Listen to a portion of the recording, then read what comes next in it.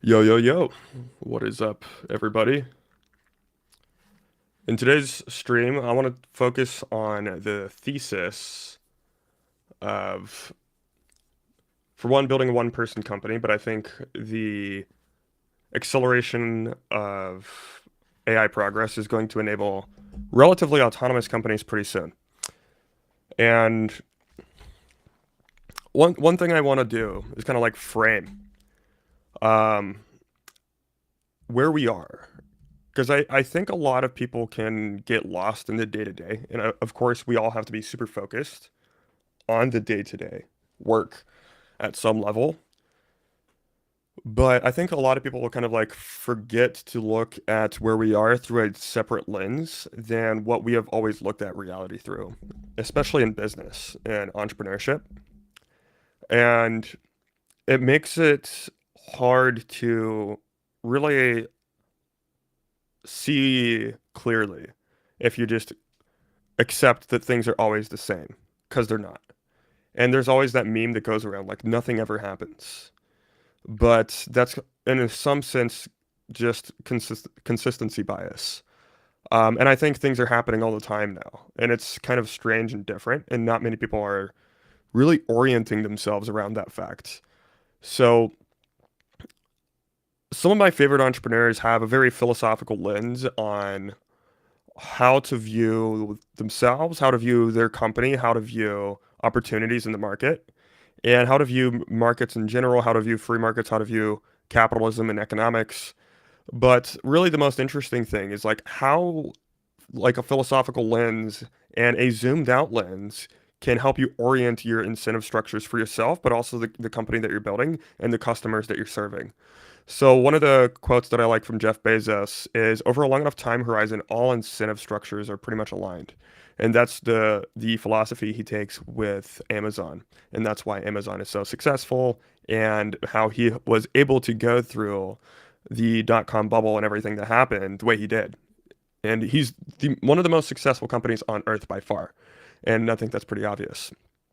And it really just comes down to him having this like very philosophical frame for the bigger picture.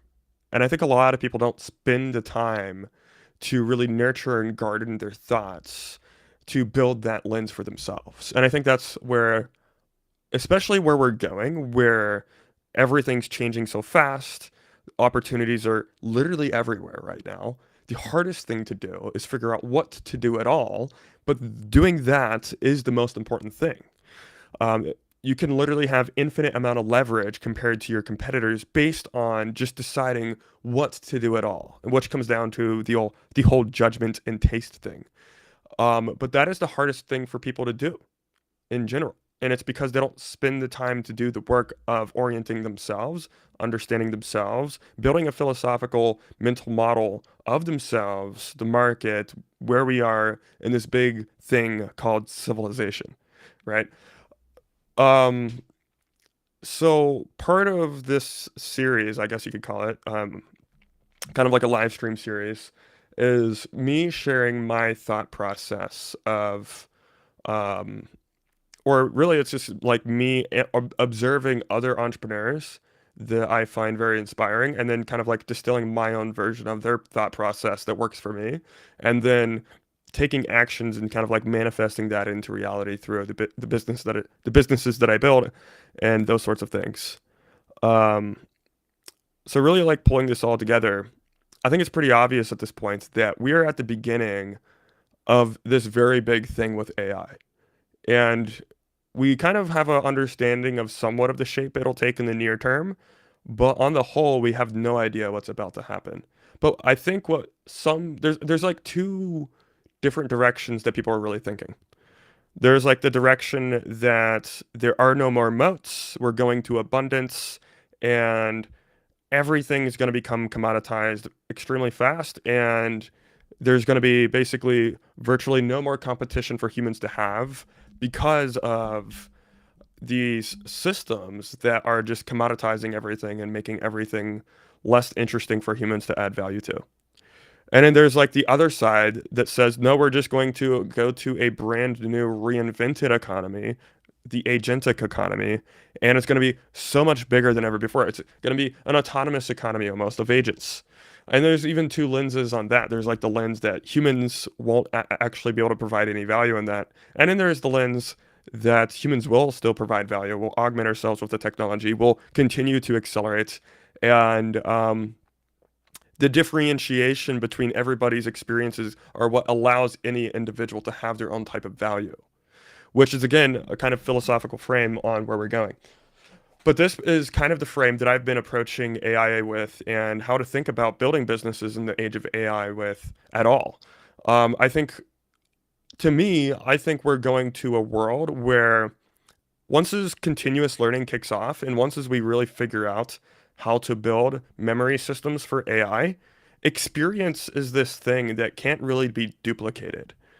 Experience is this thing that causes variance in the information landscape. It causes variance of experience. And what you know, your wisdom, your experience isn't something that can just be duplicated by OpenAI or Anthropic or Google. And that is alpha. That is signal. And that is why the economy works.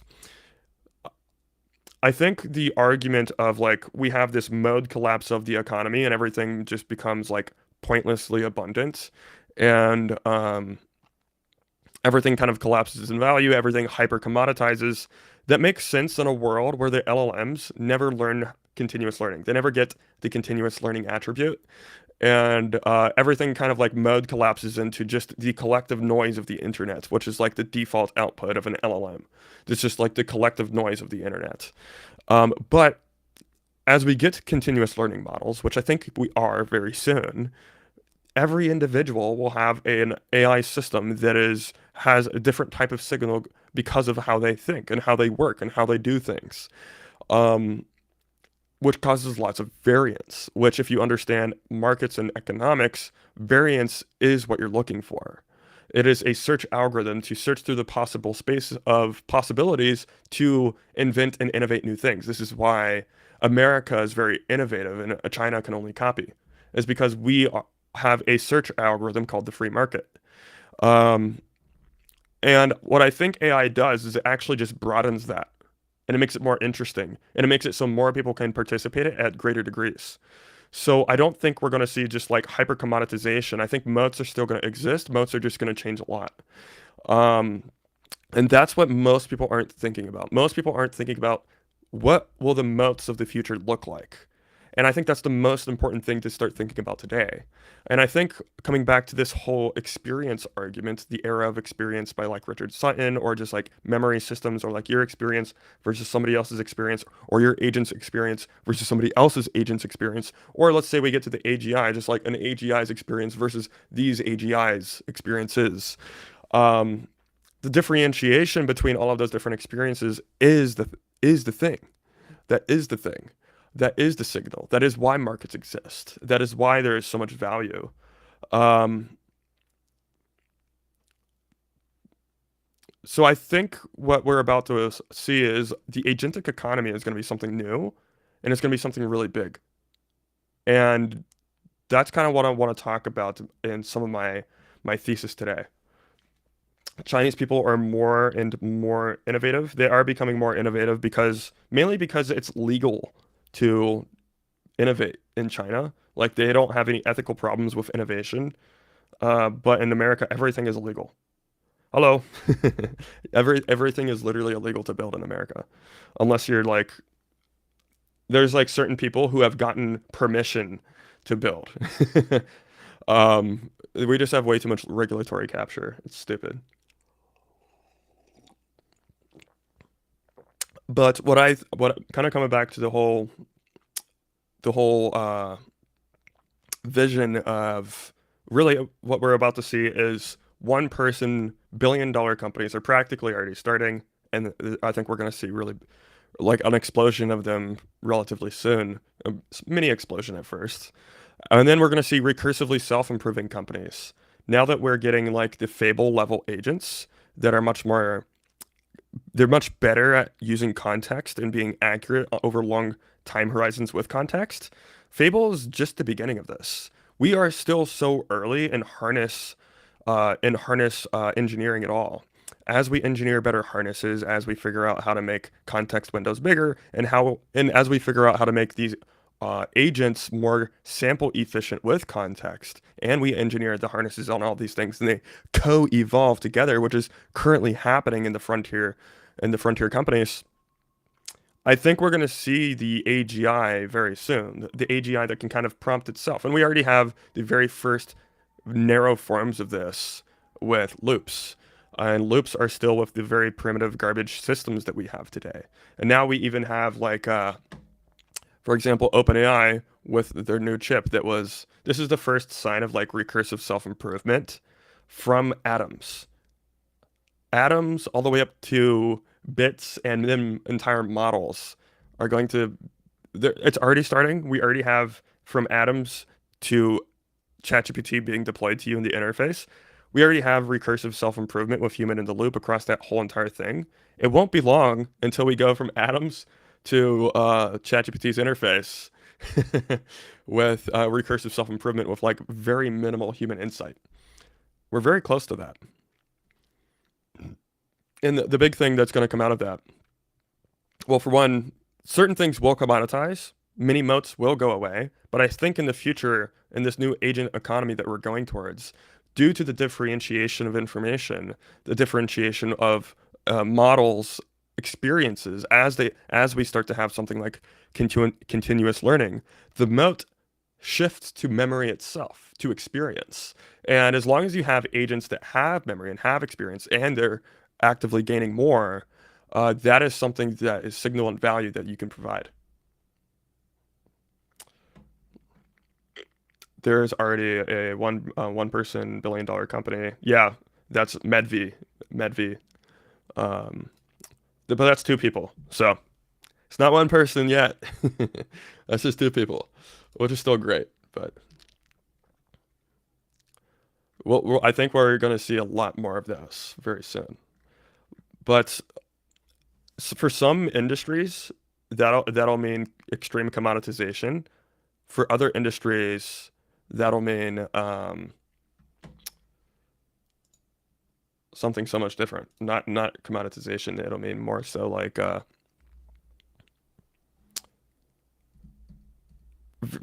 it'll broaden the industry, in my opinion. Let's see here. I'm seeing if my stream's popping up on X. This is my first time ever streaming on X. Let's see here. Yeah, we live. Dope.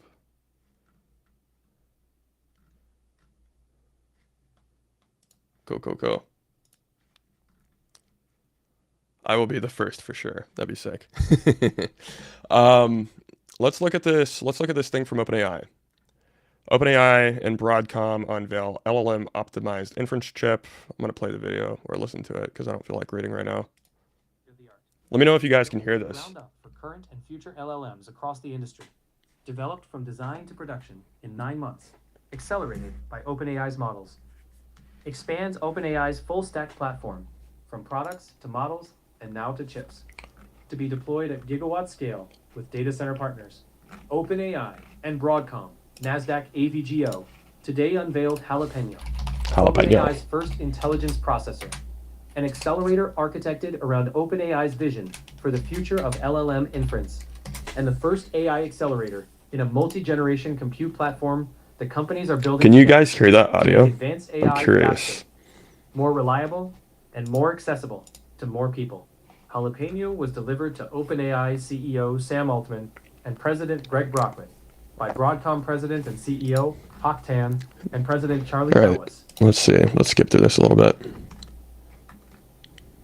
I'm just gonna, you know what? I don't feel like listening to it all either. Let's just put it in the ChatGPT. It's gonna take too long. 7 minutes. I'm just gonna paste it in here and get a little feedback from the ChatGPT. You can hear it? Pretty cool. I wasn't sure. What's up, Ruben?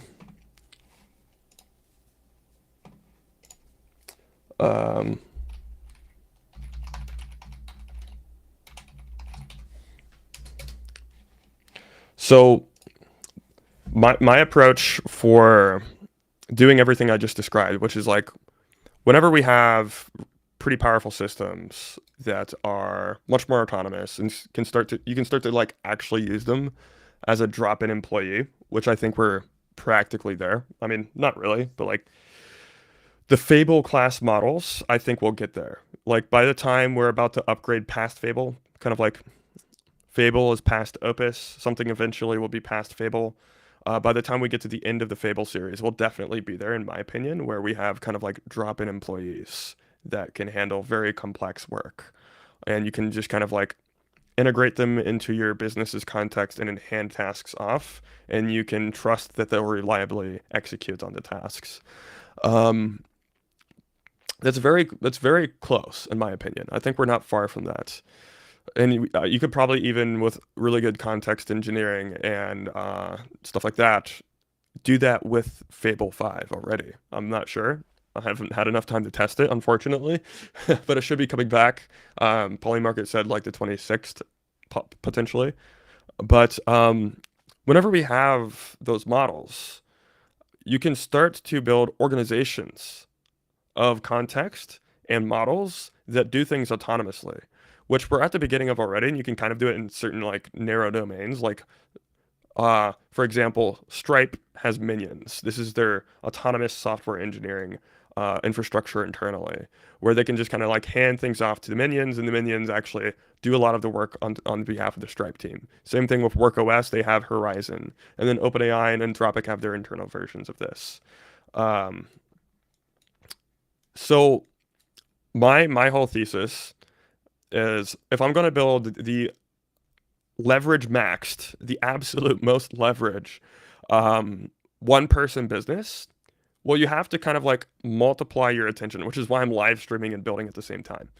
Because the live stream is the content, which you need a lot of content distribution, and you also need a build. But what we're going to be able to do is duplicate ourselves like 100x, and you can kind of already start to do that with very primitive tools like Codex. But pretty soon, you're going to be able to run 10 different codexes in the background autonomously all at the same time. And then eventually 20 or 30 or 100 different codex harnesses in parallel on their own separate computers, not your computer. You don't want to have 10 codex harnesses on your computer. That gets very messy and it's hard to orchestrate. But imagine 10 separate codex harnesses that each own their own computer. And now what you do is you effectively are you're at the point of highest leverage. And that's the only place you should live.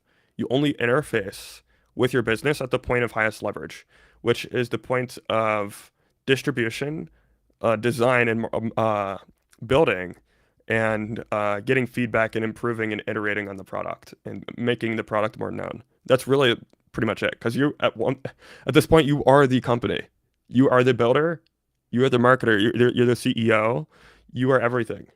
Um, so there's like a new like archetyped of builder right now. And you've seen a few different people do this online probably, where you live stream, you build, you talk about things, and you do all of that at the same time. And then what you can do is actually build the systems to distribute those live streams everywhere. So not just clipping systems, but also just like have the systems that build a mental model and have a memory of everything that you have live streamed and done, and then be able to repurpose that everywhere across the internet, hundreds of pieces of content per day, and then even be able to share that as things that implement in the products in the future, and then just memory that your other people can access in your community at all. Um, and then all of your attention is only at the point of highest leverage, and everything else just starts to happen automatically, which we're kind of already there, which is kind of crazy.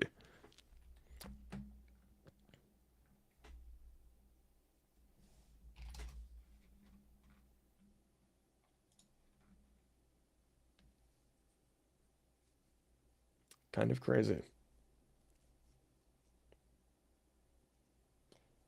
If they will not be captured by the billionaire oligarchs for their own benefit. I'm not sure what you mean. I mean, not sure that AI will be evenly distributed at all. Um, I mean, in the near term, you might be right that there's going to be an attempt for massive centralization of AI, and I think we're starting to witness the very first signs of that. Um, but as long as we keep accelerating, and I'm not sure that you can stop the acceleration from happening, it's just going to be everywhere. I don't think you can really control it. They're going to try their hardest. I think what we're going to see very soon is a big coordinated slowdown attempt, and I think we're potentially at the beginning of that.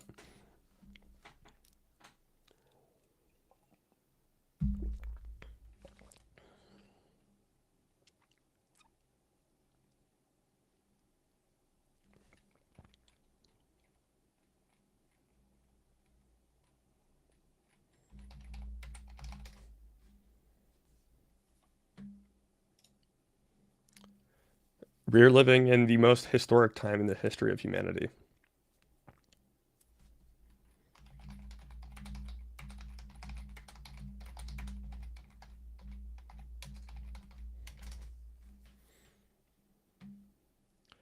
I'm not sure how I feel about Restream here.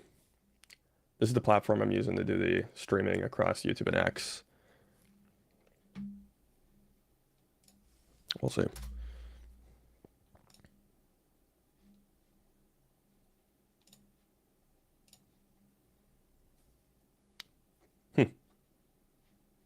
Pretty cool. But I think the biggest thing to think about is memory systems. Memory systems, memory systems, memory systems, memory systems. How can you package and sell experience? And memory systems are the first ways of doing such a thing. And if you really want to go through the philosophical lens of like where we're going to be with this technology pretty soon, I would argue that brain-computer interfaces, BCIs, are not far away. Probably 5 years, roughly. 5 years until we start to see like brain-computer interfaces becoming more broadly accessible and useful and high bandwidth. And that, like, imagine what that unlocks as you start to build memory systems and you can offer memory systems as a source of value or a product. Um, or even building like multi-party memory systems, like a collective intelligence as a product. These are things we can start working on today. Like these are things that are tractable problems to start building today. Um, and you can like imagine the because it's very hard to like get somebody to understand why the memory is so important, like from somebody else. It's like hard. It's hard to put yourself in somebody else's shoes. We've never really been able to do that actually. You can like imagine it. You can like imagine what would it be like from your perspective to be Elon Musk or somebody else, right? But you can never really put yourself in their shoes and actually see or experience the experiences they have. But for the first time ever, that's going to become possible, which is crazy. And the amount of like that'll expand your horizon as a human very rapidly in very dramatic ways. Imagine being able to go to any of your favorite people, any of your favorite mentors, or these people you find interesting, and then with a brain-computer interface, you can now interface with their experiences, and it's like injected into your memory system, and now you get to learn from the experiences that they have directly. That's insane. You can literally be put in their shoes. Almost literally. Very close. And I think we're going to see insane things built around that infrastructure. It's going to be amazing.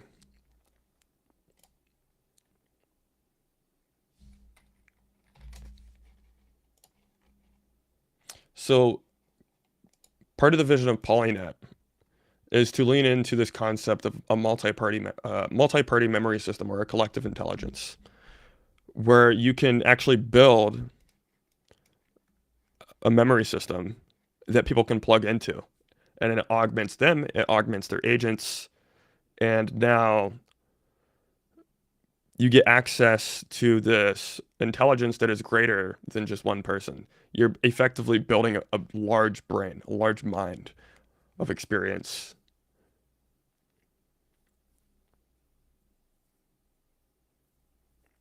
Or drive yourself a cockroach. What do you mean?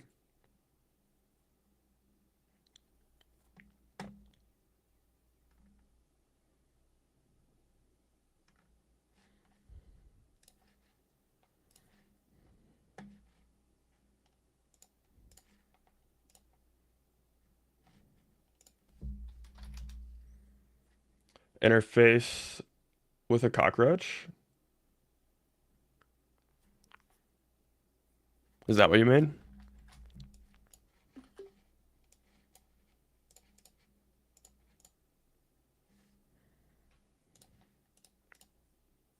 Oops.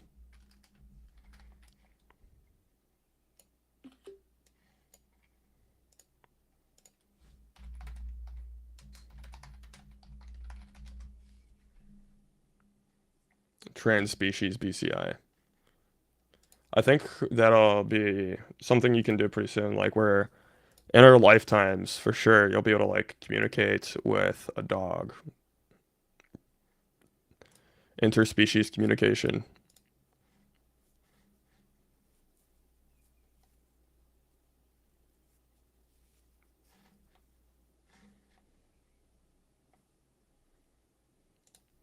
Interspecies communication definitely will be a thing, which will be interesting.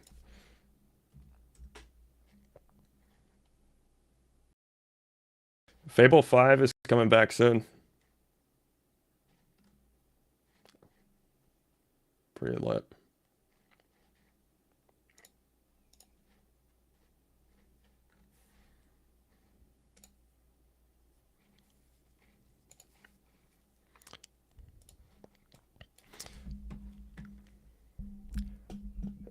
I'm curious to hear what people are building. Let's see here.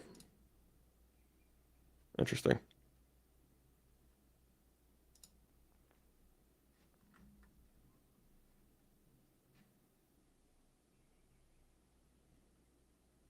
Talking dogs are almost possible with today's technology. Um, it depends on the type of conversation you want to have, I guess.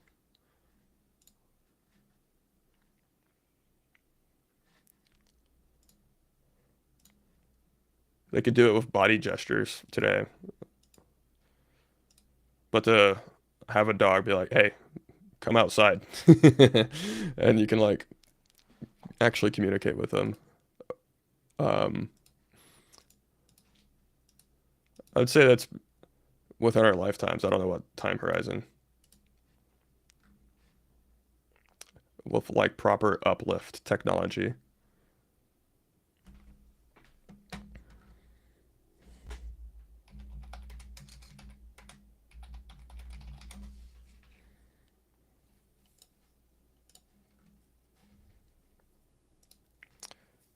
Stay at the point of highest leverage. I think that's the simplest frame for where we're going. Stay at the point of highest leverage. We could look at Naval Ravikant, Naval hierarchy of leverage.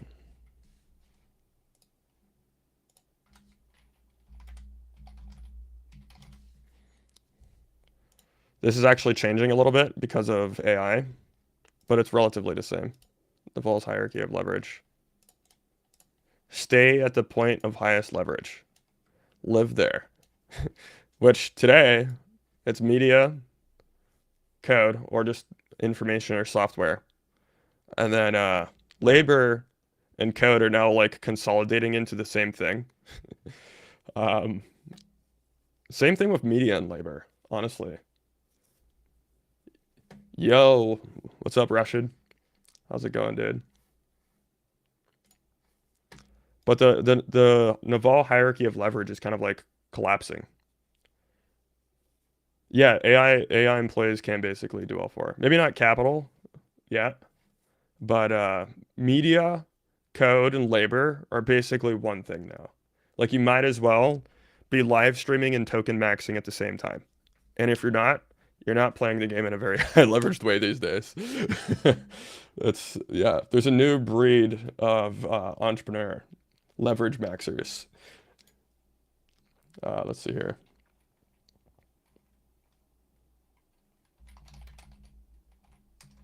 And then you can just build the infrastructure to do all of those things autonomously. Like you just live stream. It goes into your distribution platform, like your marketing platform, like distribution engineer.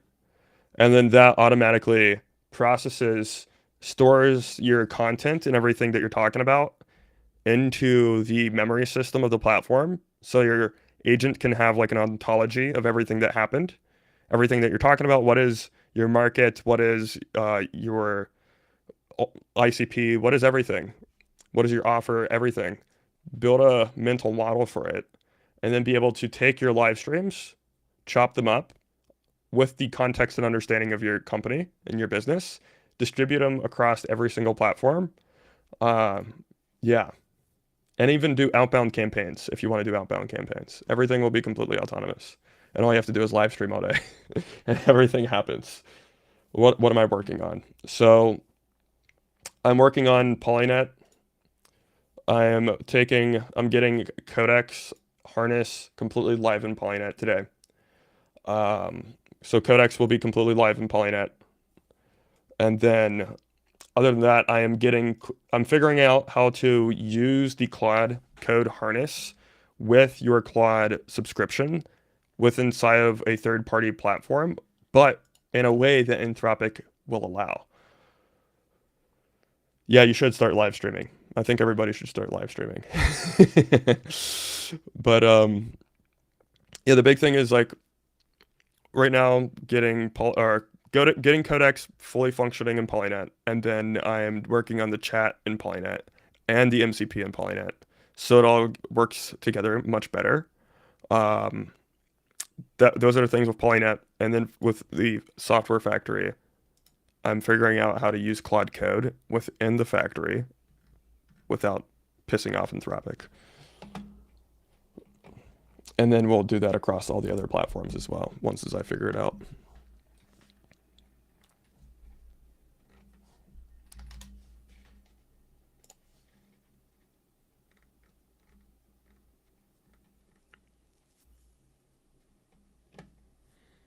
Ba-ba-da-bum.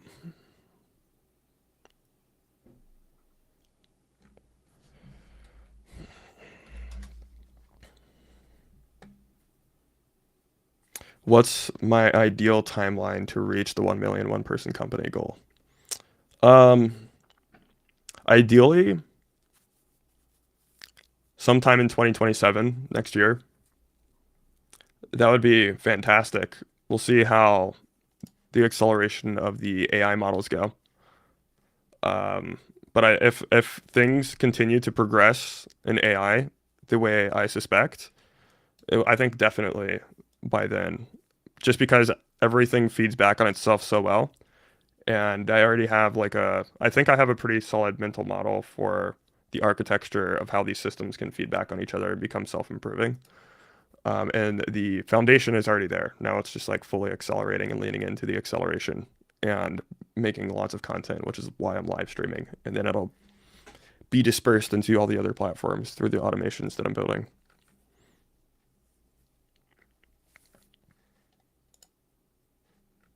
Basically, the goal is live at the highest point of leverage. live at the point of highest leverage and you win. And eventually we'll have like brain computer interfaces, so you are literally always living at the highest point of leverage. Which will be interesting.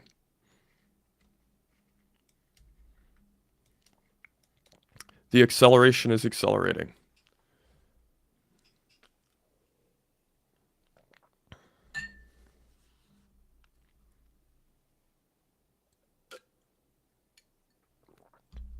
I'm out of coffee, goddammit.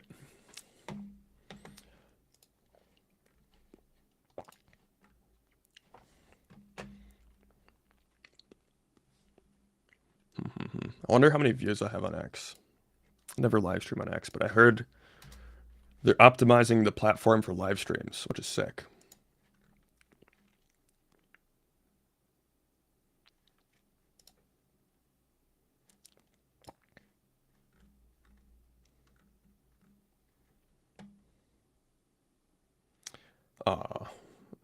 We wanted... This is not what we wanted, dude. This is not what we wanted. What the hell? Look at this. Look at this. We have a new version of GPT 5.5 Instant. Much more fun to talk to. That's not what we wanted, dude. We wanted 5.6. Anyways. Whatever. I'll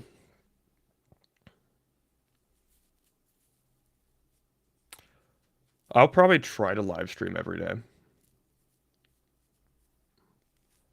There'll be breaks here and there, but we should. Yeah, I think I can do pretty much every day because I'm building every day anyway. So so we should be able to get pretty much every day. We'll keep the goal. Here's the goal. The goal is to get back to a 100-day streak. I broke it a few times since then, actually, unfortunately. We're trying to get back to a 100-day streak. Oh, let me make this the big screen so you can see it. We're currently at 17 days. We need to get to a 100-day streak, and we need to hit 5 billion peak tokens within that time frame for one of the days. And yeah, then we might take a break.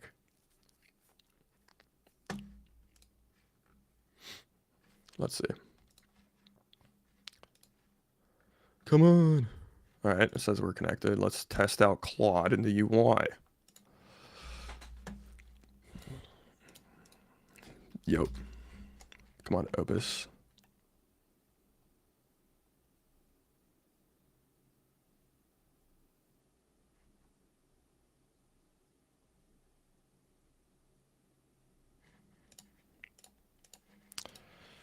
Let's analyze the ground truth and build a mental model of the current implementation.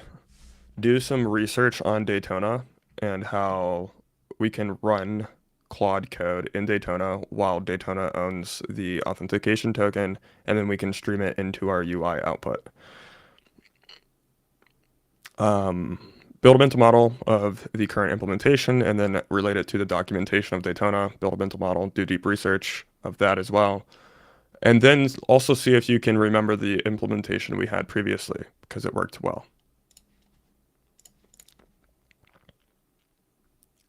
Chad maxing, token maxing, Munger maxing, leverage maxing. Pretty much. That's the goal. The goal. Leveraged. Honestly, if you think about it, if you combine Chad maxing, token maxing, and Munger maxing, what you get is leverage maxing. So leverage maxing is just the thing to do, and it's everything. Just like live at the point of highest leverage. Here, let me fix this picture. Naval, Ravikant. Here we go. Copy image. Oops. Paste. Oh. That's not what I meant to do. Paste. There we go. Ta-da. Live up here. Live where Naval lives. The point of highest leverage. Which, if you've been watching his content, he's been at the point of highest leverage for a while. He leverages the highest leverage things. Fully leans into them.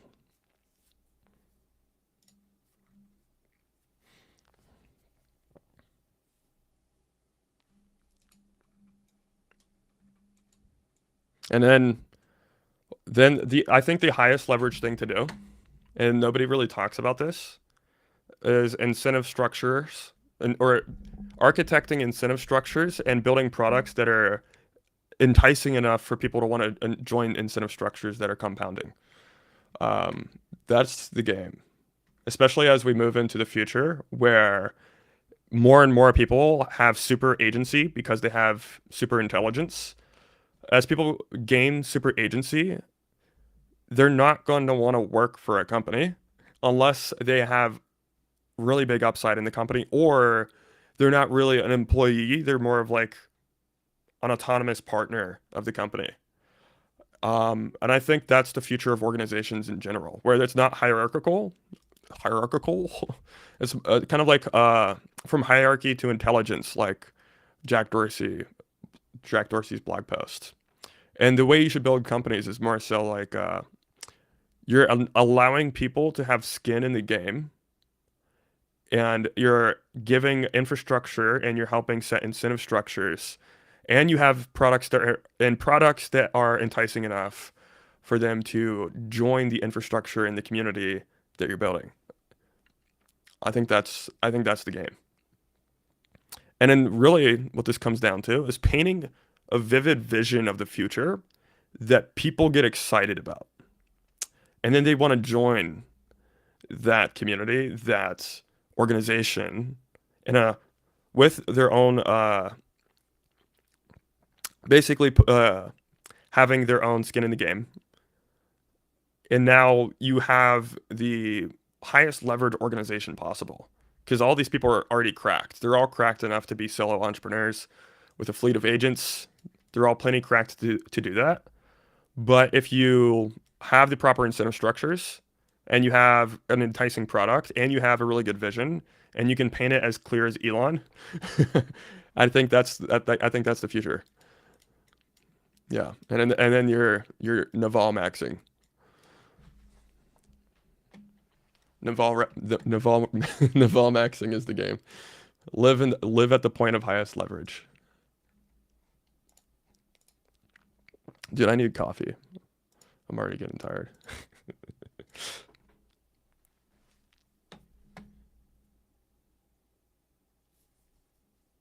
Yeah, you should totally start live streaming, Rashid. I think you would like it.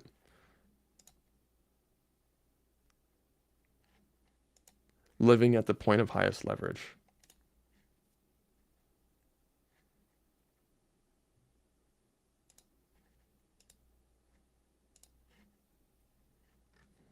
You have to live at the point of highest leverage.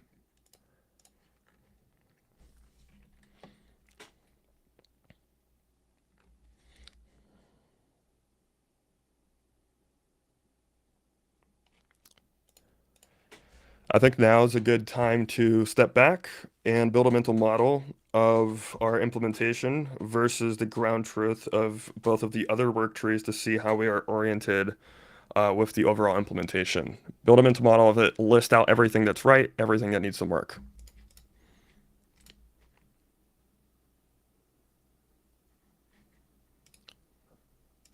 Da-da-da-dum. Here we go.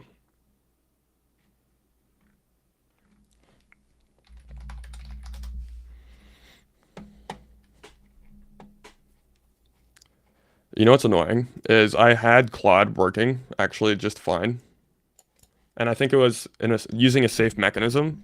I had it working in the control room of Software Factory using OpenAI, or excuse me, using Anthropic's rate limit without having to use the API key. And I think I did it in a perfectly fine, safe way, but I kind of just like psyched myself out and decided to delete it because I was like, I really don't want to risk Anthropic getting pissed at me. But then I did research on other people who had similar shapes of architecture and using the rate limits of Anthropic through this a similar architecture to what I'm building, and it seemed just fine.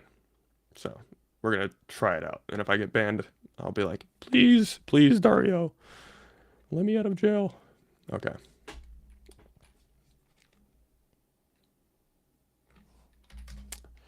Polynet Slack chat when I'm super hyped for that. Pretty soon. Pretty soon.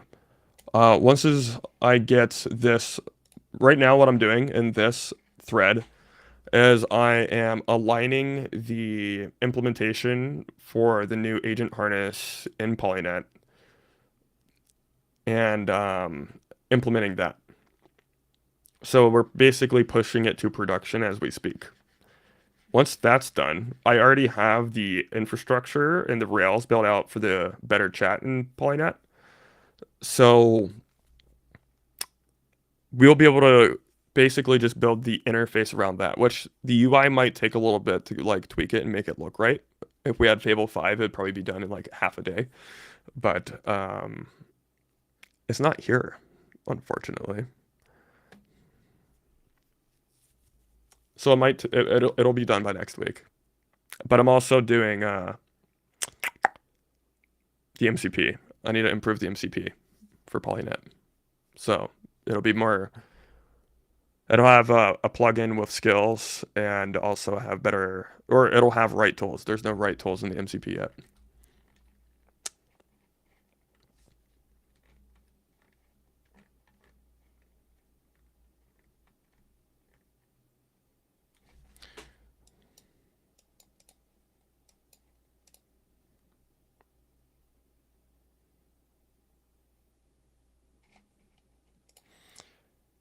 If you remember, we're getting the accounting infrastructure from the new build, the work tree that's not on Origin main.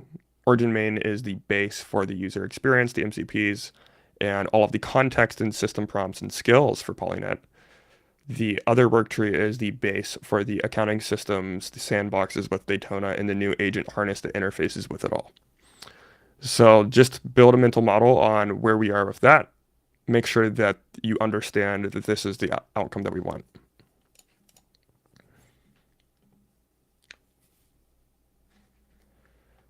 Let's see. Literally only thing missing to start leveraging is if community engages and shares wins, can use that to further promote. Yeah,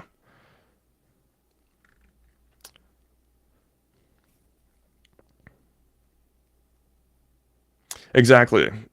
That's the point. That's the plan is to use the Claude subscription just in the terminal of Daytona, and then just have a very thin wrapper of an interface over that so it just doesn't look ugly and scary to new users. But you would still be using your same underlying Claude subscription in Daytona without really risking anything. It would be just like using it on your computer. So it should be safe.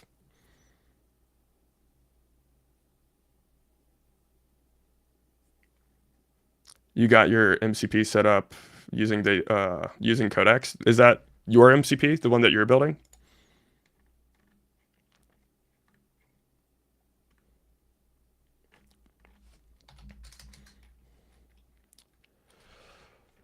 Ba-ba-boom, ba-da-boom.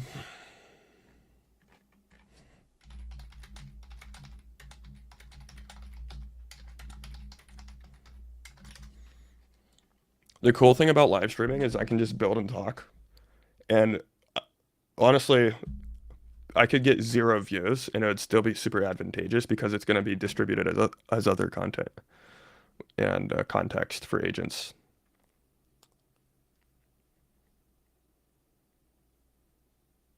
Nice. How's it working? Is it good?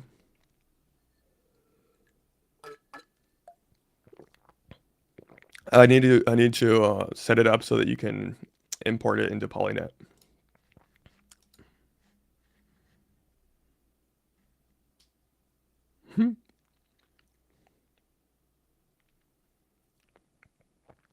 Live stream maxing and distribution maxing. That's what I like to hear.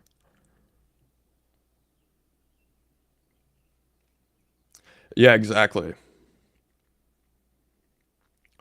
You could, yeah, I can basically just like turn the live streams into YouTube videos, clip them up in YouTube videos that are long form or short form content, which is cool.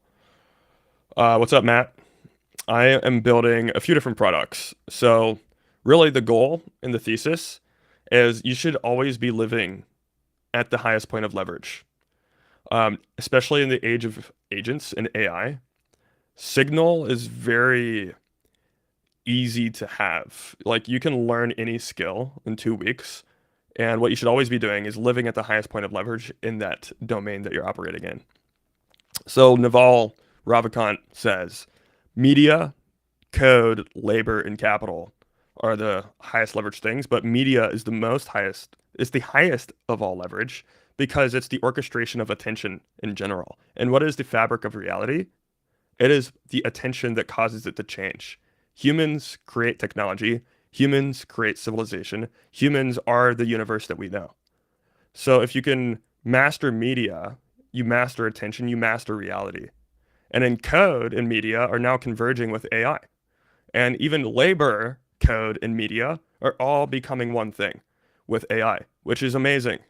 So if you can master AI, you now master media, labor, code, and you are the orchestrator of the reality that you're building. And I think the future is all about building worlds. You have to become a world builder.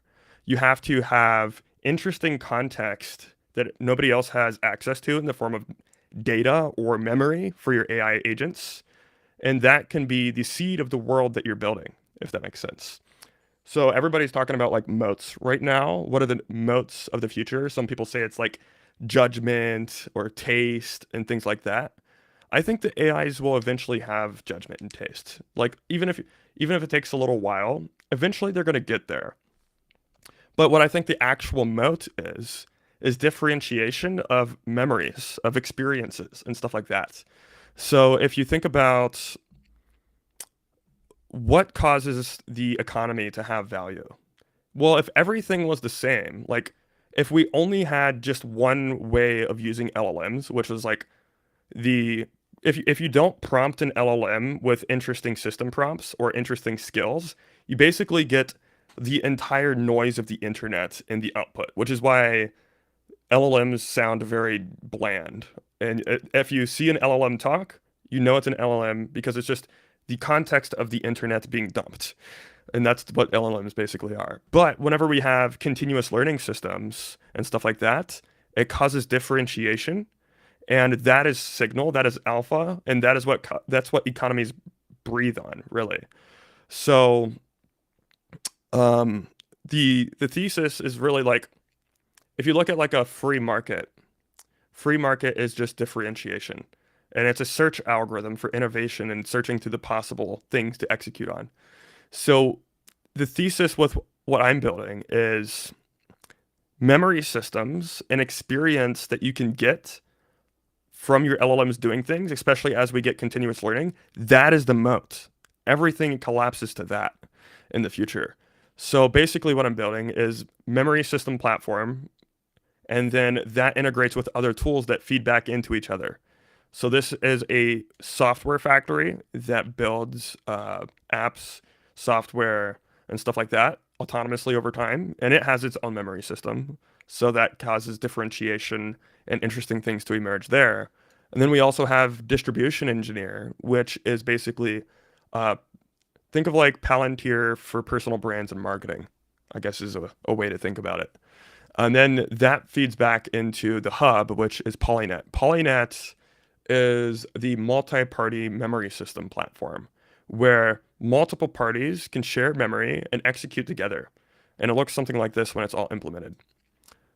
So I think as we move to this world where we have continuous learning agents, which is like months from now, not even that, maybe even weeks at this point, it's probably months. But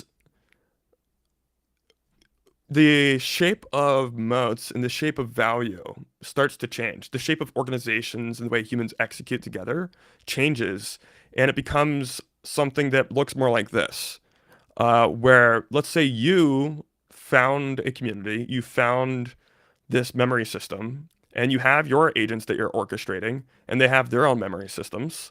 But also, you can like plug that into this multi-party memory system where other people can also plug in and get access to the same experience, the same memory, and the value that you have accrued over time. And then as more people plug in, this thing actually gets better and better and it compounds over time. And now you can sell this as an API, you can gate it and sell it as access, So many different types of things you could do with this. And this also leans into the aspects of just community building and world building in general. So I think that's the future of what moats look like in the world of bits, at least the world of bits and the world of software. Other than that, I would recommend to get in the world of atoms and start building hardware, because if you're not building with this kind of lens in mind, I think you're already cooked. That's just my opinion.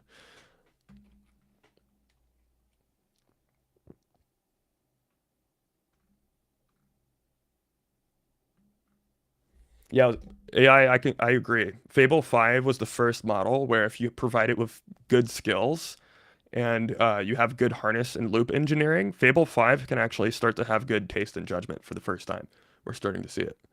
So once as we get to like higher level Fable class models, yeah, we're gonna see like completely autonomous organizations.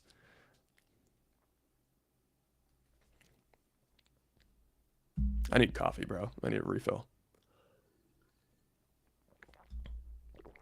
Let's see here.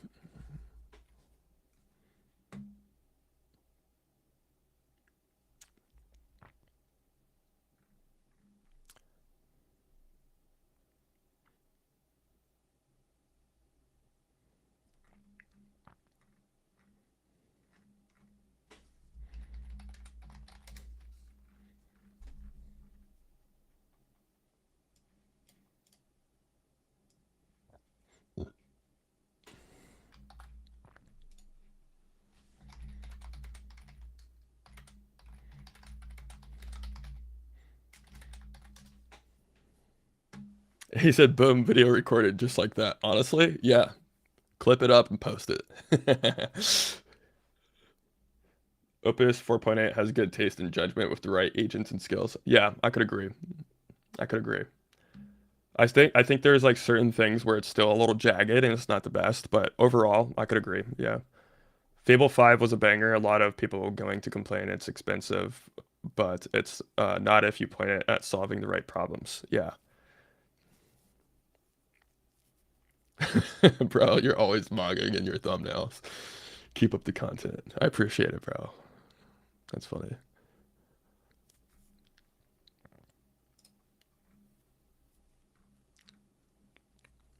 Plan slice. Let's give this context to this guy. How is this? Let's see here. I'm curious to hear what you guys are building. Let me know in the chat.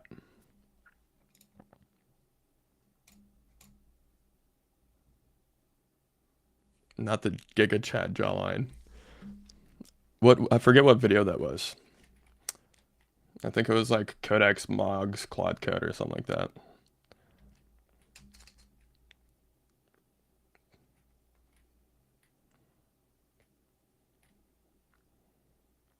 Ba-ba-ba-bum.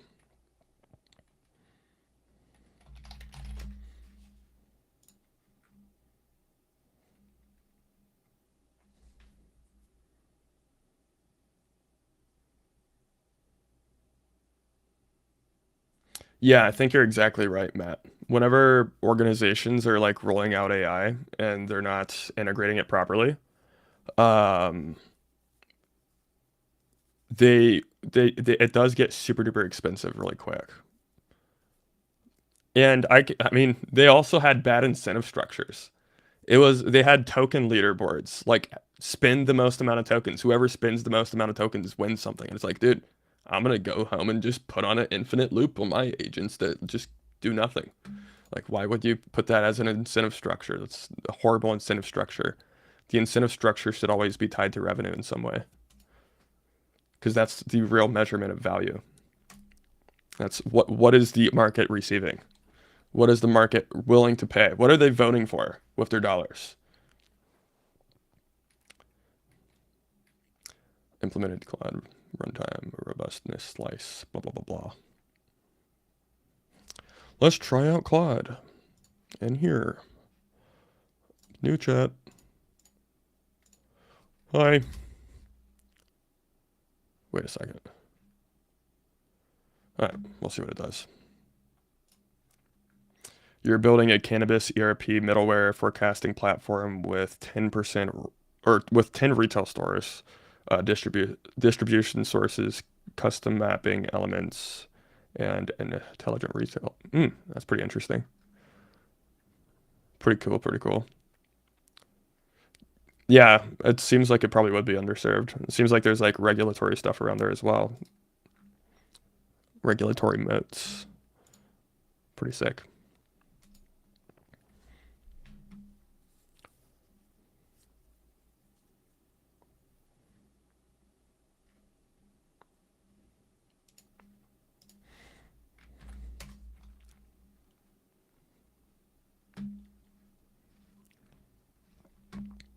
Dude,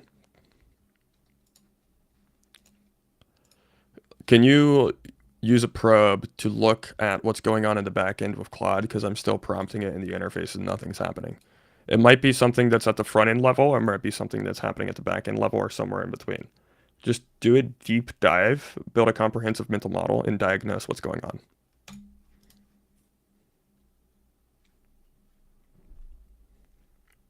Boom, boom, boom, boom.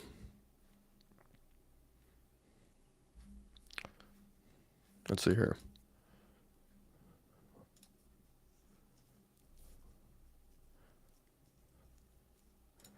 Did you guys see this? ARC Institutes.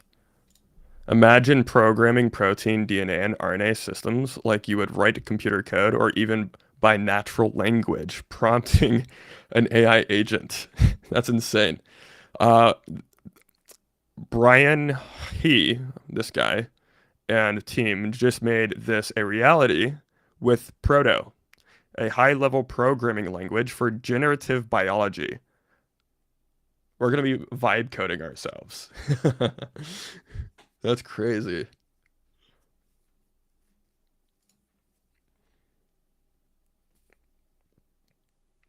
Do I usually work on one thing or at a time or multiple projects? Usually multiple, just because if the sooner I get Software Factory done, and usually it's just like I work on Software Factory and I work on Polynet, and sometimes I'll prompt distribution engineer as the agents are going.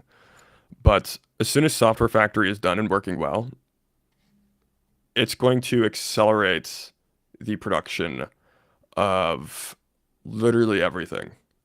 Um, because the way it works is just like this. You interface with the command room, which is literally a Codex or Claude Code harness that owns its own cloud computer that has the repo inside of it, and it can analyze and look at everything that's going on. And then it can hand off to the architect, which makes the architect plan. It goes in a loop just focused on building the architect plan. And whenever it's finally satisfied, it hands it off to the engineer. The engineer gets the context all the way from the control room, the architect, and all of that gets compacted into a context packet that gets handed over to the engineer. It has the whole plan, and then it uses the context and the plan to do a loop, just like the architect, to iterate on the architecture and implement the different things that we want to have in a loop until it's satisfied, and then it hands off to the reviewer. The reviewer agent then also follows a loop with all of the context that all of these three just got. It gets a context packet with the instructions of the engineer, and then it does its loop continuously. And then if it's not satisfied, it hands it back to the engineer with a prompt that says, here's what you need to fix. The engineer fixes it, hands it back to the reviewer. Reviewer says, oh, not satisfied, hands it back. And then it finally hands it to the staging agent, which then stages it. I can test it out to make sure it's good.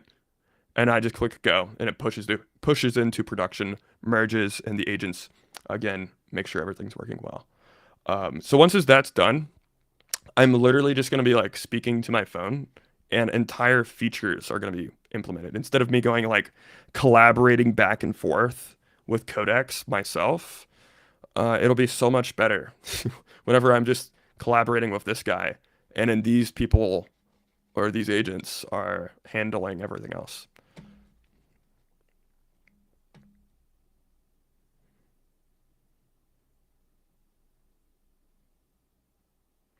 You work as an accountant, a staff accountant, but you need ideas on what you can create.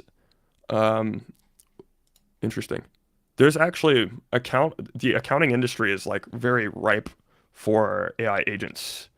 Um, do you use a lot of the agents? Have you built any projects just to experiment and stuff?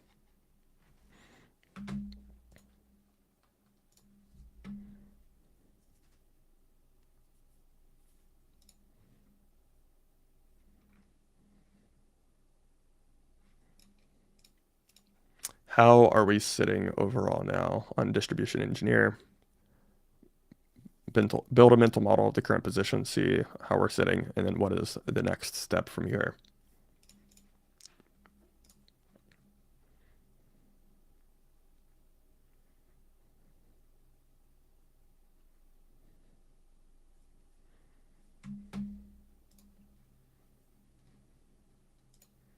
Lit.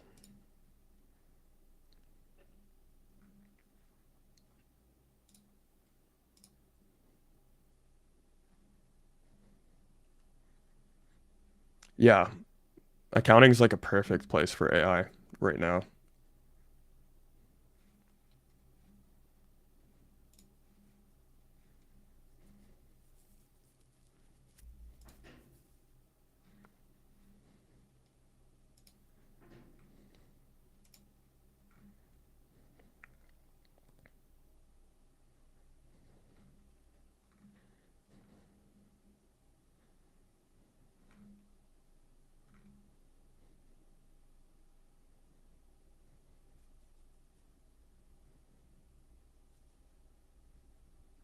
Yeah, Claude is an awesome tool.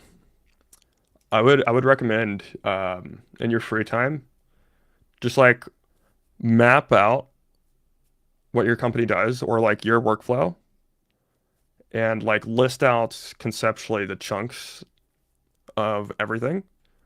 And then I would ask Claude how we could think about building kind of like an autonomous agent harness or an agent loop or package a product or a company doing the same workflow. Um, yeah, it's really good at Excel.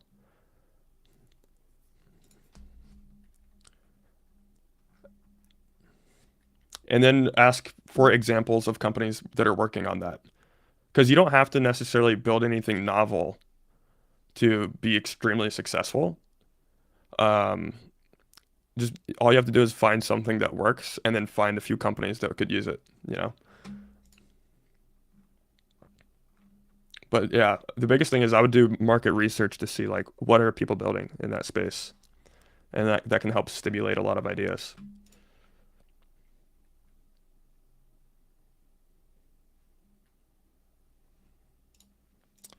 I think the next thing we need to do is just make it so that,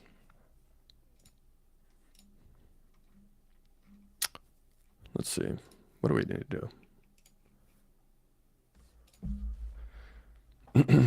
I know what we need to do. Let's go over here. Oh, here's the OpenAI thing. Full stack infrastructure company moments, jalapeno.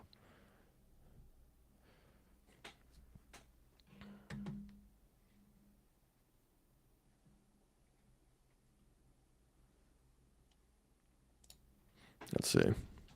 Here. I'll be right back, guys. Give me a second.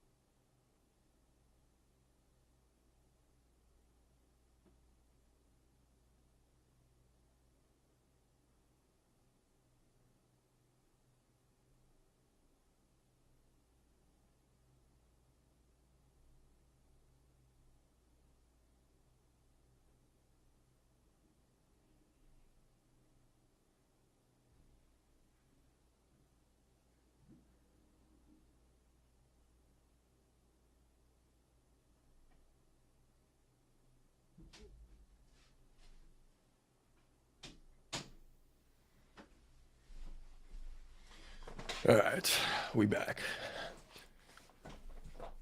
I'm using um, Restream for the streaming platform.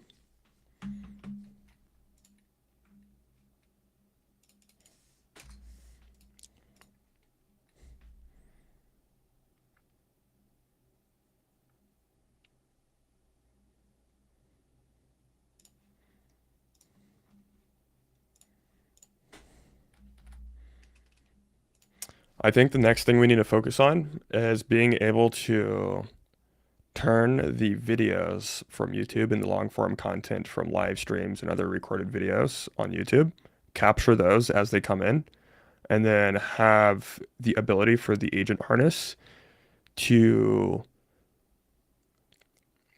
chop those up and turn them into scheduled posts throughout the week. That's the overall end goal of what we want to do. Here is some context to help think about what models we can use, etc., to help with that workflow.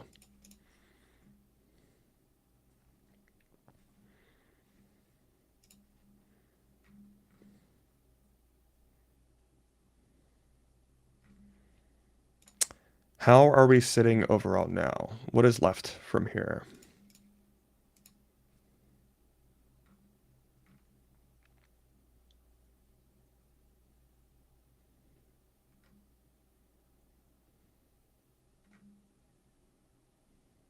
Okay, let's try it out. Yay. Just want to make sure that Daytona is owning the Anthropic auth token and we're not hosting it as a third party.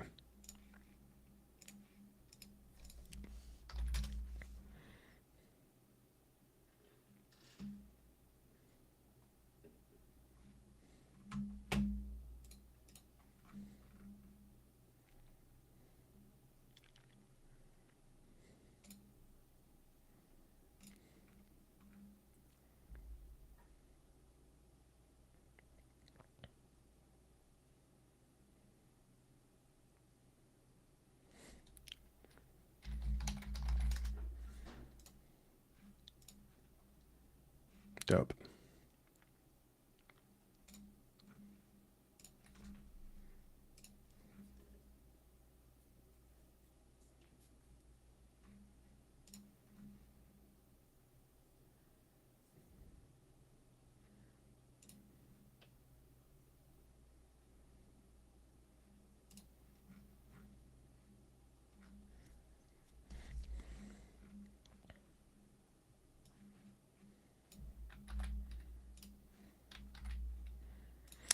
Build a mental model of our current position once more and make sure that this is the best path from here.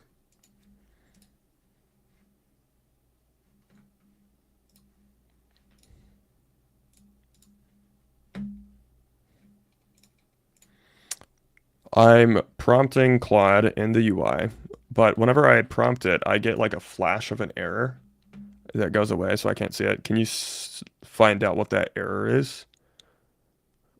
It also says Claude is still running, but not producing an output in this.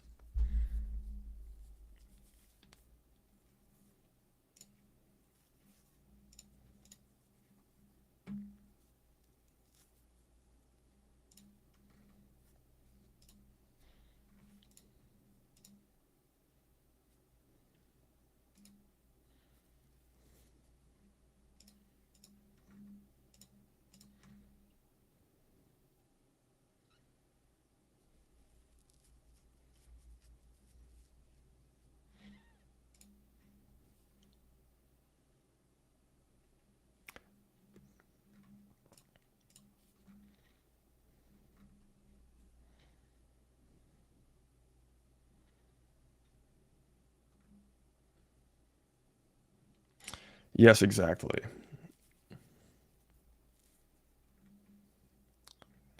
I think what we need to do is orient ourselves and build a mental model of the current repo and the shape of it and see how we're sitting overall. Because really what we want to build is an ontology system that allows our agent to know what is the context of this business? What is the context of this brand? What is the context of the offer, the ICP, and all of these different things, and be able to relate them together, and then be able to analyze the content that is being pulled in to the context window of the agent and understand exactly how to edit it or chop it up or clip it to frame it as something that is positioned well as or for the brand. And even then carrying on with the automated posts across other platforms like X, how that all kind of fits together, and then have a mental model and be able to see the pipeline of scheduled posts so we can see the cadence of posts, etc. And the agent has an awareness of how to keep all of that on track. Ba-dum, ba-dum, ba-dum. The secret to leverage is context engineering.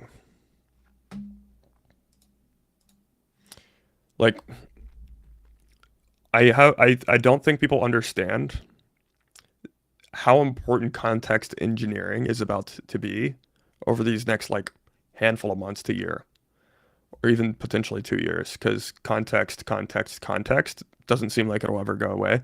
This is like, how do you interface with the outside world? How do you interface with your work environment? And how do you interface with things at all? Context will always be something that is hyper important. And then beyond context is like a specific part of context, which is a memory system. Memory and experience and finding the signal in that and extracting that and having it be something that the agent can lean into to diversify its behavior is going to be huge. And I think that is the next big thing that some people already understand, but context, loops, and routing context, and mainly memory systems. I bet they soon learn to collect their context itself. Yes, absolutely. However, there's still research to be done on memory systems, and I think those will improve over time, and eventually they'll probably just be innovating their own memory systems. But what you can do is realize the importance of that and then start to build interesting things around memory systems. And it's really all about, as I said earlier, it's all about finding incentive structures to help other people kind of like attach and build context and memory systems together. I think that's the future of like organizations and how people get things done at all. Is like, how can we build one of these where we all have a fleet of agents that are all gathering context autonomously, building their memory systems and experience autonomously, and then getting differentiated signal across all of their different things that they're doing. And then each of us do that at high velocities, and it compounds extremely rapidly. And now what we can do is actually have stake in the overall multi-party memory system that we're all building as a system. And then this is context in memory systems that become alpha, that become something that isn't really duplicatable. You can't really replace this. This is something that you can only get through experience in the world.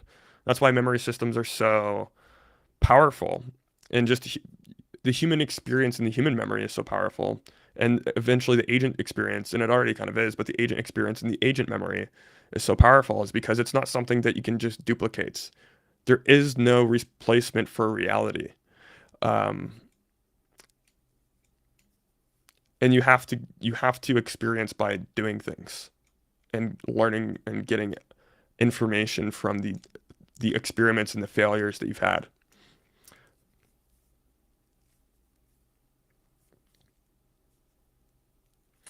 Microsoft potentially might be okay at it. I don't know. They're pretty slow and bureaucratic. They can't really do anything. It took them this long just to ship an LLM. I think this is all ripe for disruption, to be honest. Like these big companies, they're good, but they suck. Like the thing about the big companies is like they become the world's best at doing the thing that once existed. But once that thing is obsolete, they die because they can't pivot. Um, so we're going to see a lot of disruption. AGI prediction. Do you think LLMs will have any part in that, or will we need a whole new technology? I'm optimistic for the future, excited to see how it will play out, but there is a lot of AGI skeptics. I mean, if you talk with a Fable 5 class model, it already has the ability to model certain things about about reality. So like you can have a conversation with it and then contradict yourself in that conversation, and it can intuitively and intelligently and with good taste in certain cases point it out and say you just contradicted yourself and here's how.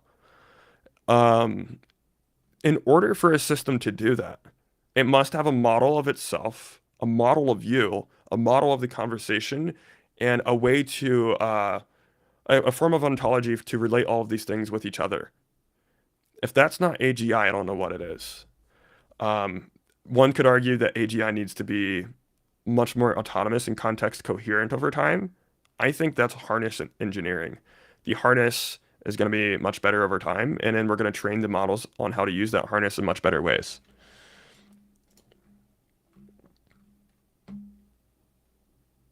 Ba-dum, ba-dum, ba-dum.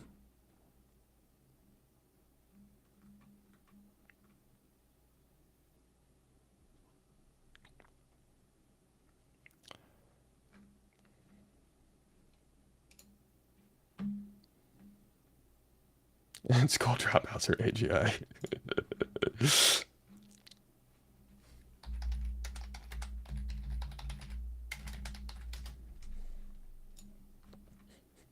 That's so funny.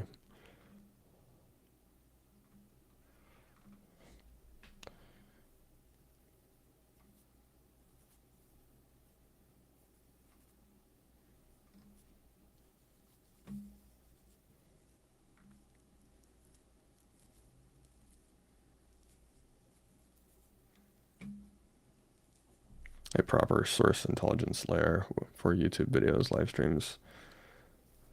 Ba-ba-ba-bum.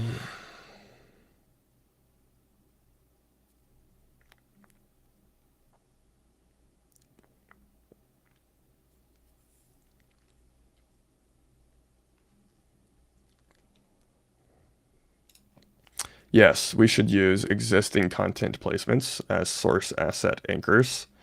This should also be, it should include basically long form content for these.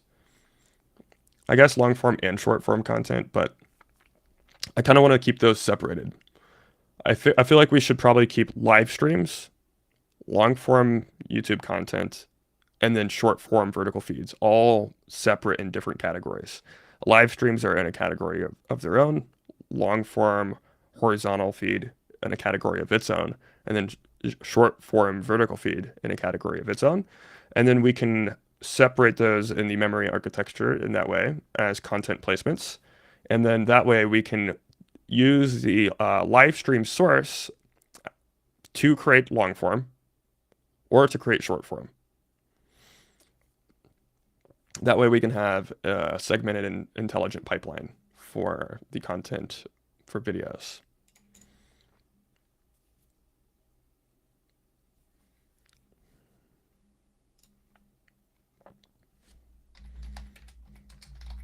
Dude, I'm getting hungry. I'm about to go get some coffee and some water here in a second. And then be right back. But I gotta see what this is doing first.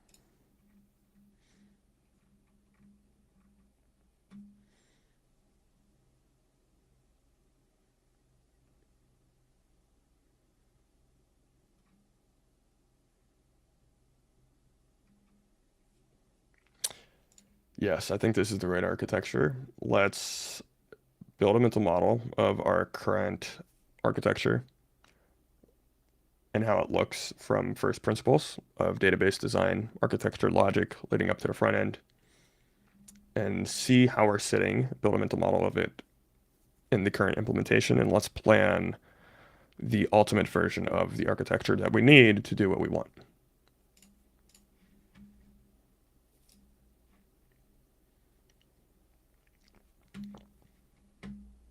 Boom, boom, ba-dum. Let's see here.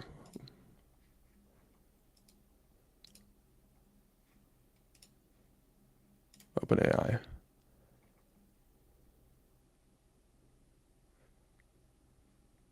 Hmm.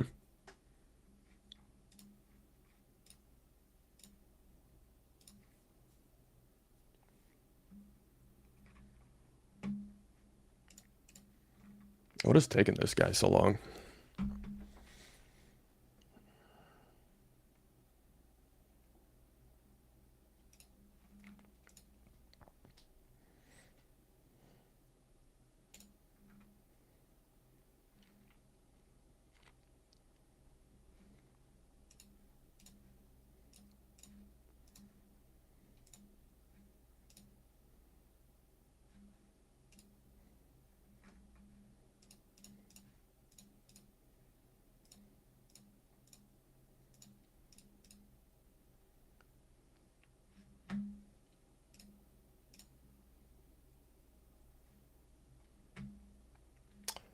Bingo.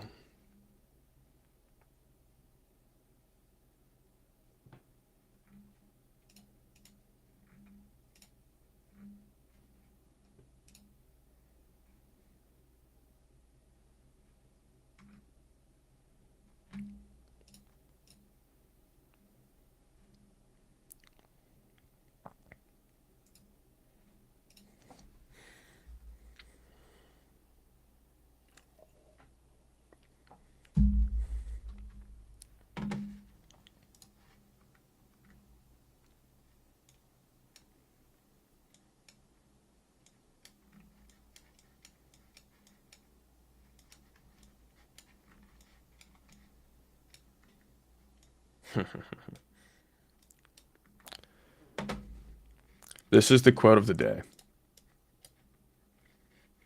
The quote of the day. This is the quote of every day, actually. The quotes of my life.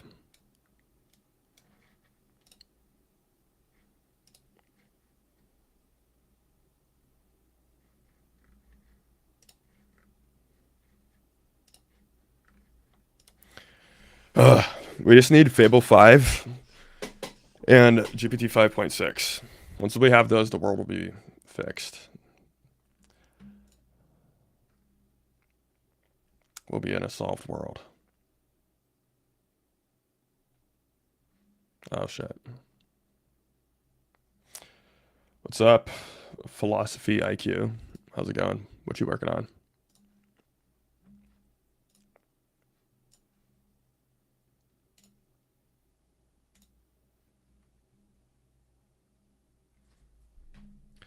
What problem does my startup solve? So I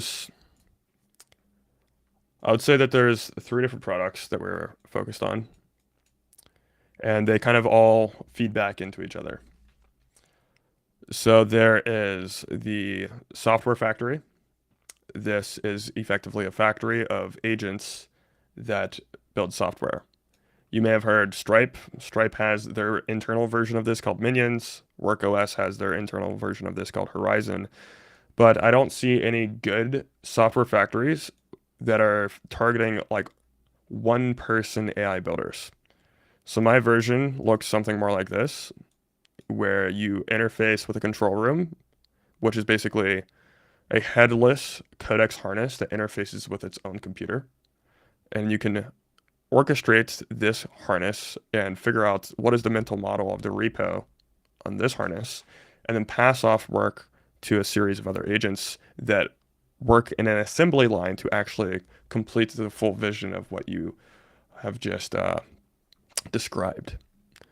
That's product number one. Product number two is Distribution Engineer. This is a product for marketing and distribution. And basically what it does is it onboards you. It's basically, I would think of it as an autonomous marketing agency. It does outbound, it does content, but mainly it is a system that can autonomously onboard you into it.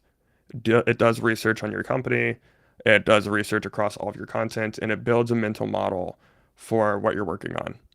And it stores that into its memory system and builds an ontology of your content, your company, your products, your offers, and you, or your public profile, your public footprint. It builds a memory system based off of that. So it has an understanding of who you are and what you do and how you work.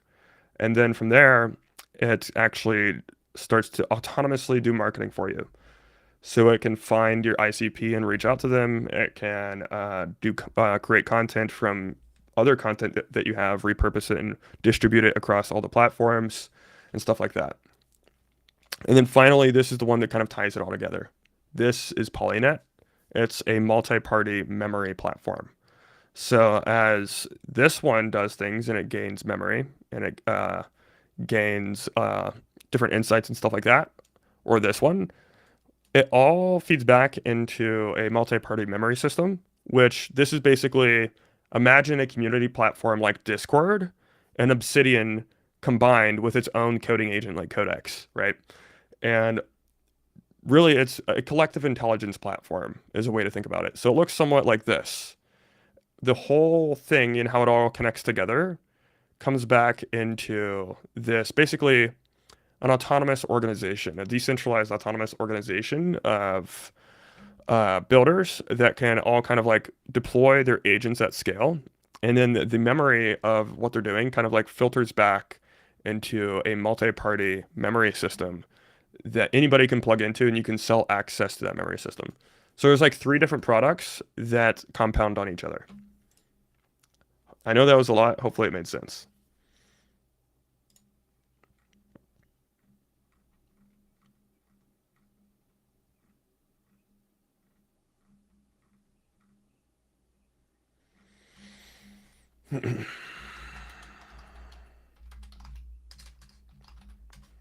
Boom. Really, the goal is to live at the peak of leverage. You should be living in the highest leverage position possible. Yeah, basically a recursively self-improving company is the goal.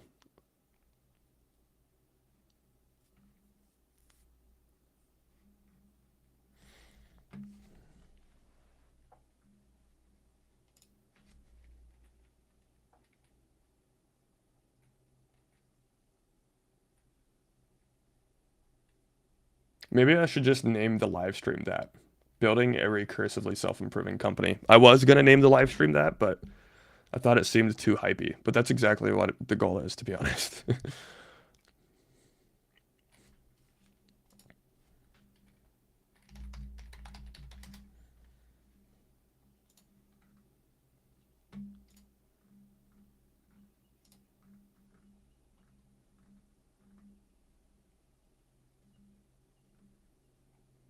Ba ba ba ba dum.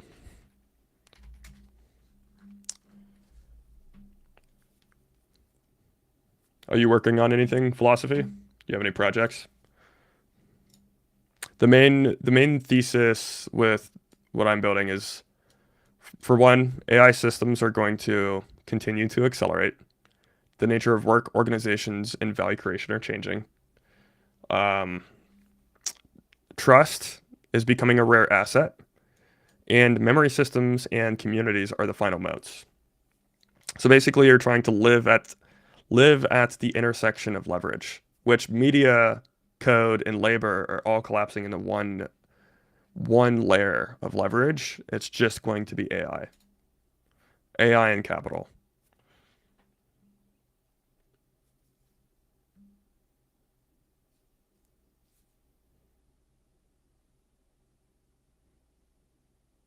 Exactly.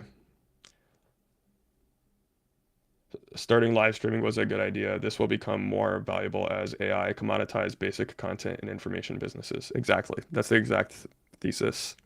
It's all about the trust. Trust is becoming rare, very rare. And memory systems and communities are the final moats. And I haven't seen anything that builds community kind of like a live stream does. Live streams build strong communities.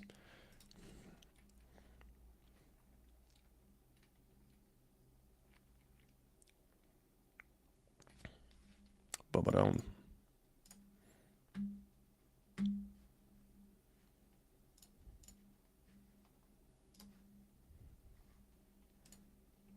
Whenever I select Claude Code and then I refresh the page, it changes back to Codex.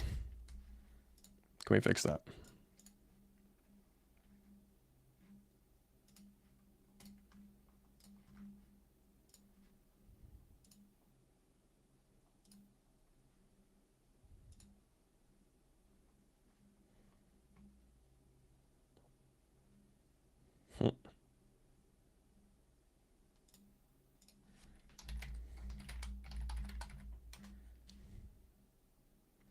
Ba-ba-dum, ba-dum.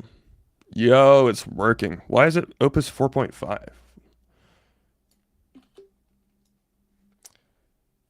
So some of you might be aware, but Anthropic doesn't like it whenever you use their authentication token in third-party apps. OpenAI doesn't care as much, but Anthropic hates it. But I think I found a workaround where you can use Daytona as a sandbox computer environment, and you just install Claude onto here, and you let it run on here, and all you do is you surface the interface or you surface the output of Claude into the interface, and now you're running it on the machine, not really hosting the auth token in a third-party app, but you're still getting Claude to interface through your third-party app without breaking any of Anthropic's rules.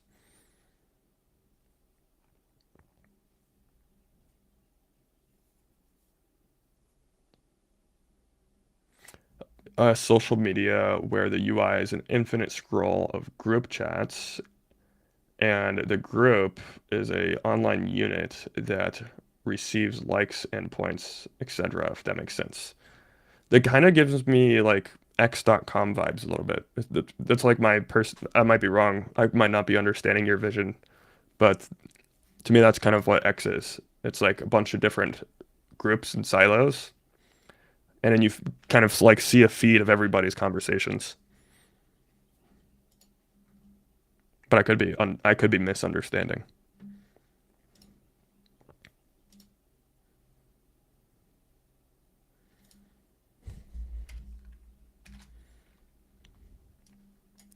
Oh, I see. It's more like is it more like it's only a platform of communities, but whenever people communicate in communities, it also surfaces as uh, messages from individuals, but like you can see that they're from XYZ community all filtered into one feed.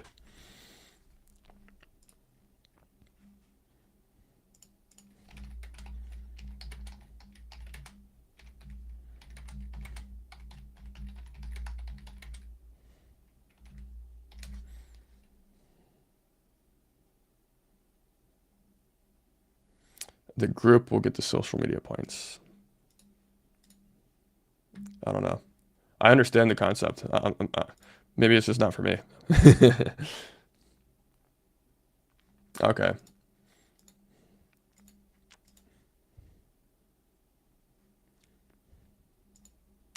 that makes sense. Um, yeah,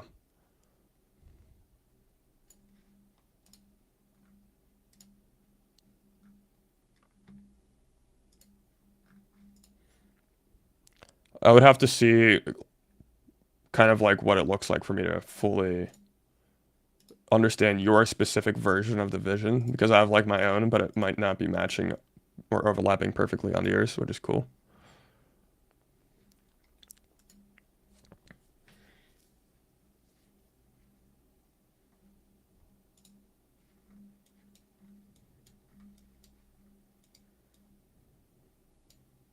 Okay.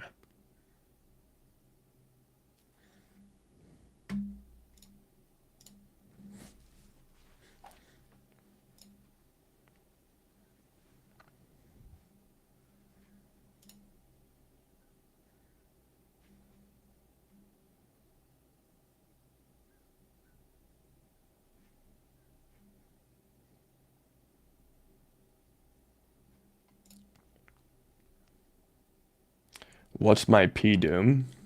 Oh goodness. Um, I don't know. It's not very high. I kind of think humanity is pretty resilient, and like doom is somewhat of a vague term, kind of like AGI is somewhat of a vague term. It's like there's different. Doom exists on a continuum, but to me, will things change a lot? Yeah, yeah. Will we see massive disruption in markets and companies? Yeah, for sure. Is that doom? No, not in my opinion. I think what we're going to see is the death of an old world and a rebirth of a new world. But to me, that's not really doom. I think that's just natural progress that's supposed to happen. It would be doom to me if the world never changed.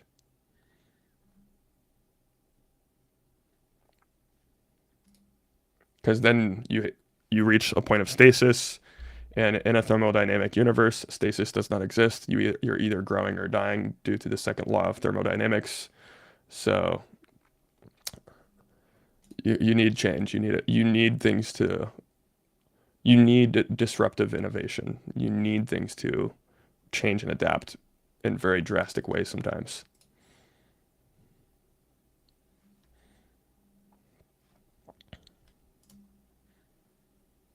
Humans are incredibly adaptable.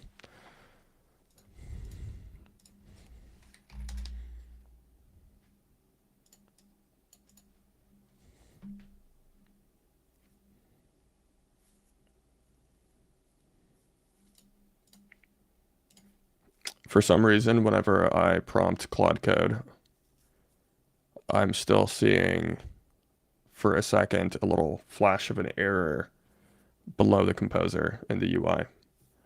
Also, I just want to build a conceptual mental model for how Claude is currently implemented in Daytona and how it's interfacing with me so that I can understand it from first principles. Just chunk it down and explain it to me conceptually.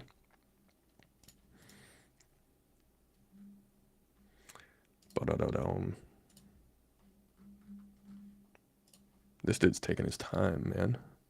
Where are we at here? Is it this one? What is going on?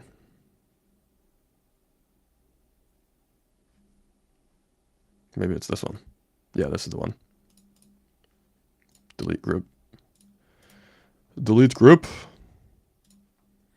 I love the computer use agent in Codex because I always have like 3 to 5 computer use agents going all the time, just doing things that I don't want to do.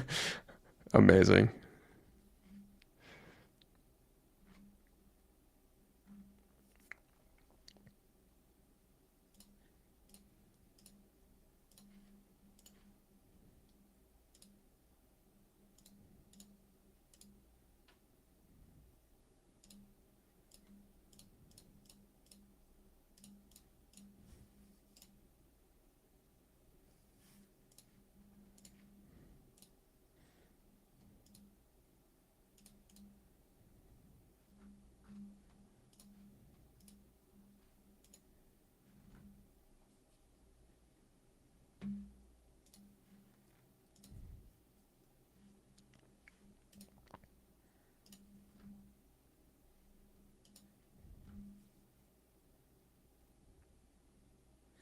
But.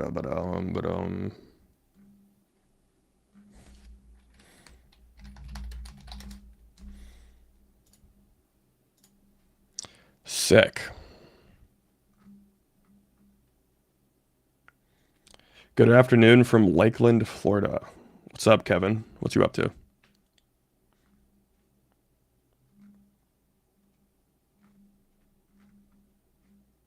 1 second. Holy cow.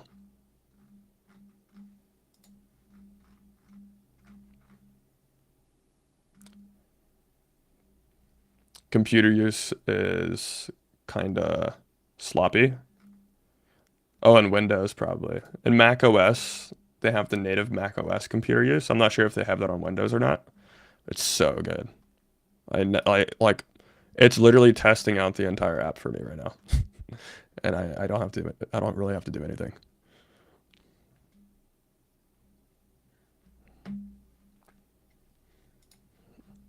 I'm just letting it do its thing. I love it.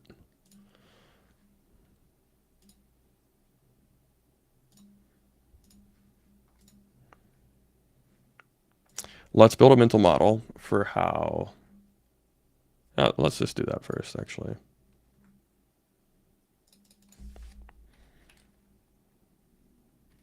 Do it.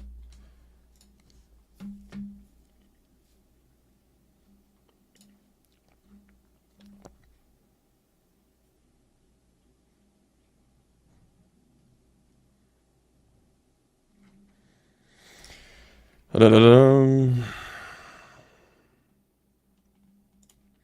Let's plan the fix. Let's just build a mental model of the current position. What do we have that's right? What do we have that's wrong?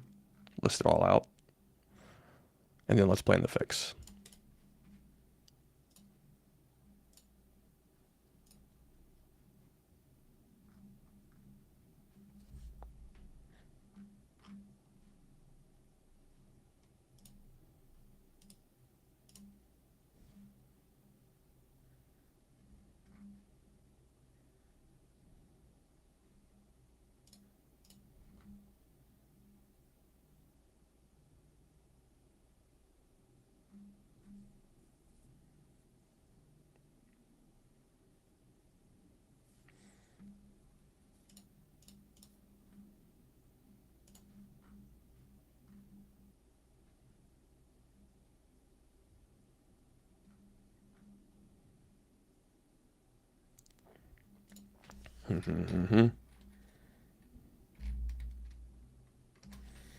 Cool, cool, cool.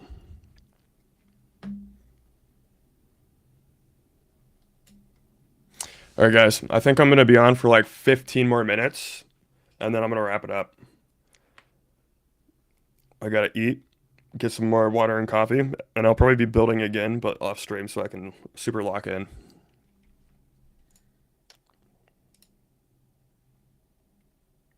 I'm not sure how certain people like build live all the time because I just don't feel as productive. I feel like a third of the productivity. But maybe I just gotta get better at it. Maybe that's it.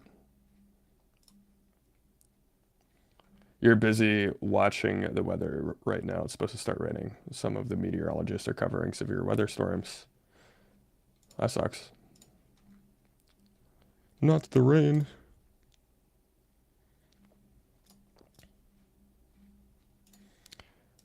Let's think about the current implementation of Claude Code and how we are hosting Claude Code on Daytona and storing the OAuth token in Daytona, and in how Claude is interfacing with our platform. Let's just build a robust mental model of the current implementation to ensure that it's safe against Anthropic's policies.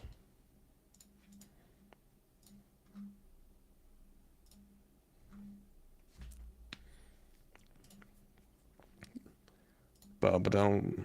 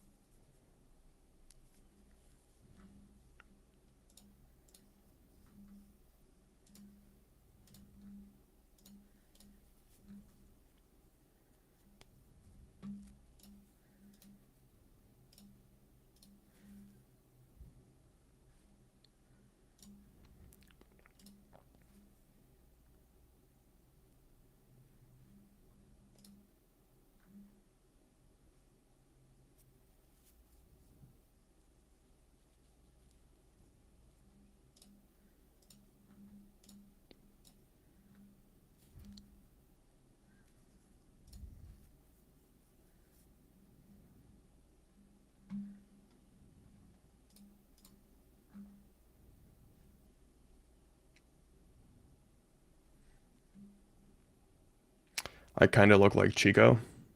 Who's Chico?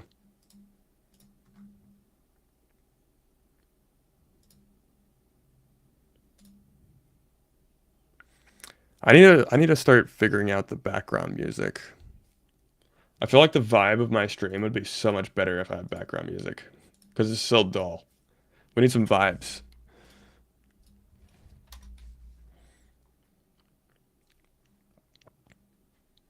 We need vibes. I don't have any vibes. What is this? Can you hear this? Is this vibes?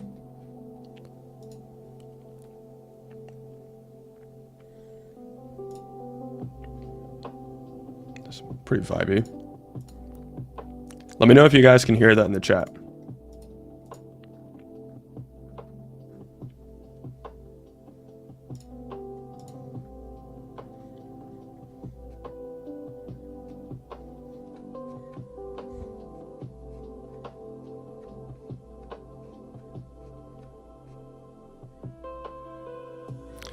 Is it vibey? Is it vibing right now, or is it not good? How's the audio quality? Is it too loud or too quiet?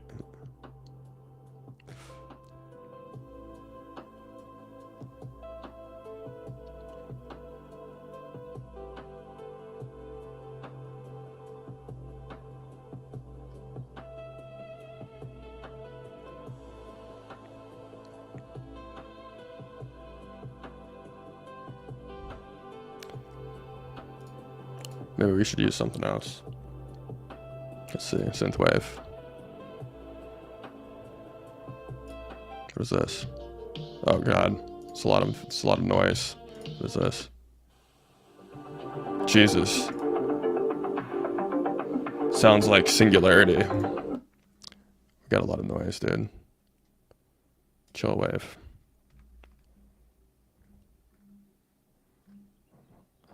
Is it loud? How loud is it?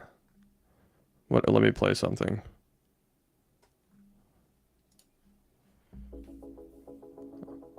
What the fuck?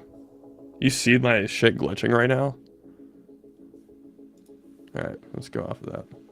Just let me know how loud it is.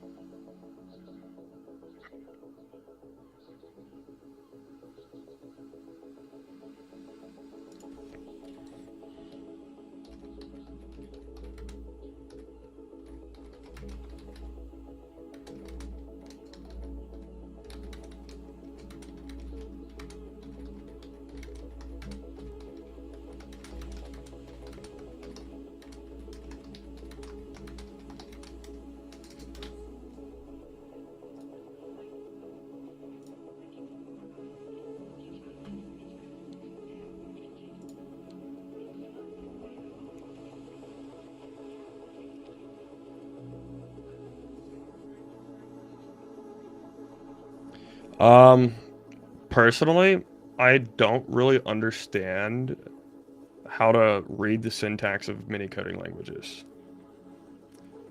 But if you understand architecture and logic and business logic in general, you can write business logic out in English. That's like what documentation is for software companies. You know, software companies have like documentation that's written out in English. That's technically the business logic. So theoretically, you could build an entire software company in one English prompt nowadays if you just spend like a month writing out the perfect business logic architecture documentation and feed it into like a Mythos or a Fable 5. It could one-shot the entire thing probably. But that's really what it comes down to now. Is like, do you have the mental model of architecture and business logic? And you can hand a lot of that off to the models these days. Because the models also understand what does good architecture look like, what does good business logic look like. And you can use the models as a collaborator when thinking through that process. So basically what I've done with my platforms is like I have a general idea of what I want the user experience to be and how I want it to look and operate. And I build a mental model of that, and I have an idea of like what I want the architecture to be and those sorts of things. And that's kind of the extent of what you have to do. And then it's kind of like a collaboration between you and the models and figuring out the perfect business logic and stuff like that. And a lot of it just takes a lot of research, using the model to research other platforms, other projects, other products that do similar things and see what their approach is. And you can kind of just like recombine different types of things together to innovate, if that makes sense. And the models are really good at that. Really, really, really good at that. You don't really have to know what you're doing, to be honest.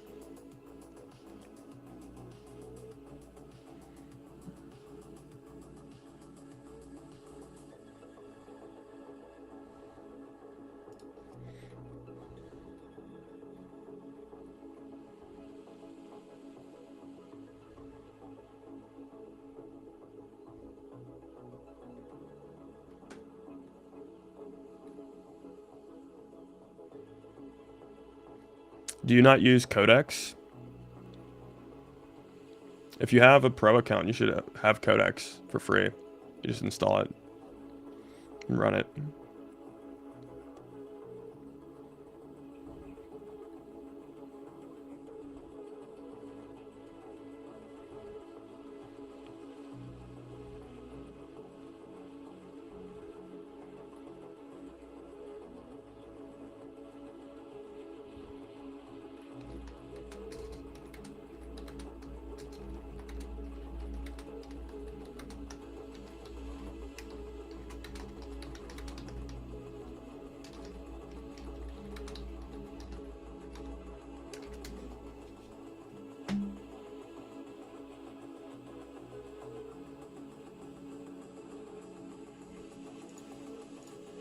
The secret is deletion.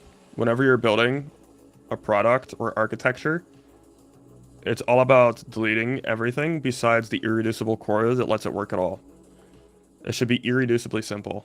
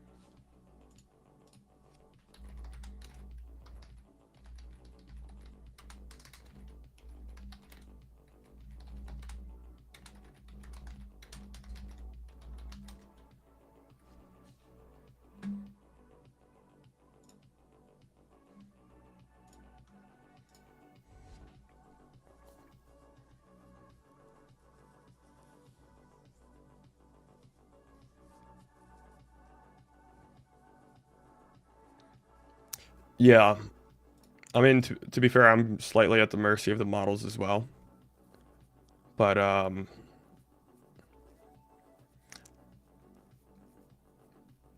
the architecture aspect of things I understand because it's just kind of like building off of the foundations and building a base of like logic and canonicalizing things that need to be canonicalized and simplifying things or deleting things that need to be deleted.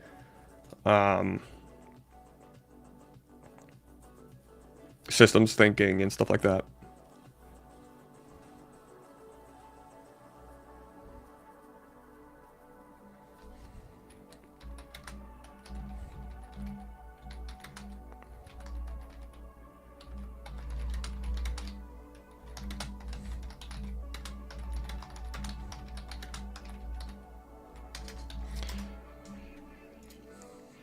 It mainly just comes down to going through it. You got to go through it at first.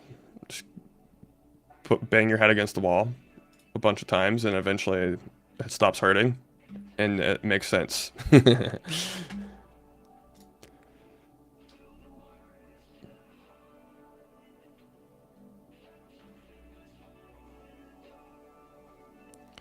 Yeah, let's plan out the copy and stuff like that so that we are compliant. I need water. I'm getting dry.